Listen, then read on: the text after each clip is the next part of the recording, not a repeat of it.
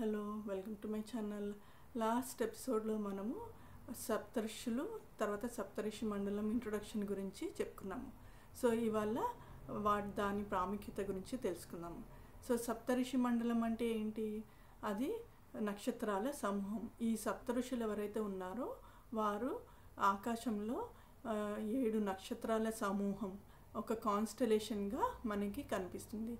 ఇది ఒక ఎగిరే గాలిపటం లాగా, గాలిపటానికి తోక ఉన్నట్టుగా మనకి కనిపిస్తుంది.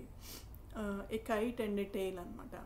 సో దీని మన ప్రాచీన ప్రాముఖ్యత ఏంటో, రిలీజియస్ ప్రాముఖ్యత ఏంటో చూద్దాం.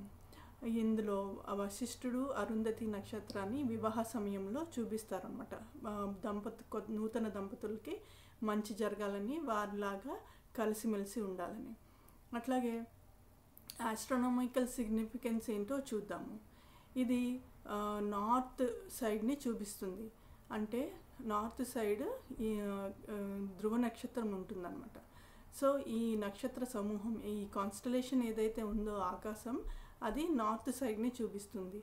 సో ఇది నావిగేషన్కి, తర్వాత ఎడారిలో ఉన్నప్పుడు ఉత్తర సైడు ఎక్కడో కనుక్కోవటానికి మనకి దిక్సూచిలాగా పనిచేస్తుంది అన్నమాట ఈ కాన్స్టలేషన్.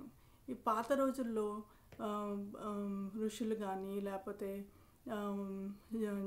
ఆస్ట్రాలజర్స్ కానీ ఈ నక్షత్ర సమూహాన్ని చూసి వేరే నక్షత్రాలని ఐడెంటిఫై చేయటం, వాటి డిస్టెన్స్ని క్యాలిక్యులేట్ చేయటం, తర్వాత ఈ సప్తర్షి మండలంలోని నక్షత్రాల రొటేషన్ని, మూమెంట్ని బట్టి ప్రకృతి ఋతువులను ఎస్టిమేట్ చేయటం, ఏ ఋతువు ఎప్పుడు వస్తుందో ఎస్టిమేట్ చేయటం, ఇవన్నీ కూడా ఆ రోజుల్లో చేయగలిగేవారు.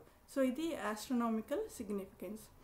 ఇంకా అలాగే లాస్ట్ వచ్చేసి ధర్మాన్ని, నీతిని వీరు ఈ కాన్స్టలేషన్ ద్వారా కూడా జనాలలోకి బోధించేవారు. అలాగే సివిలైజేషన్ని ముందుకు నడిపించేవారు. సో ఇవ్వండి సప్తర్షి మండలం విశేషాలు. నెక్స్ట్ ఎపిసోడ్లో ఇంకొంత ఇన్ఫర్మేషన్తో చెప్పుకుందాం. Thank you. Bye bye.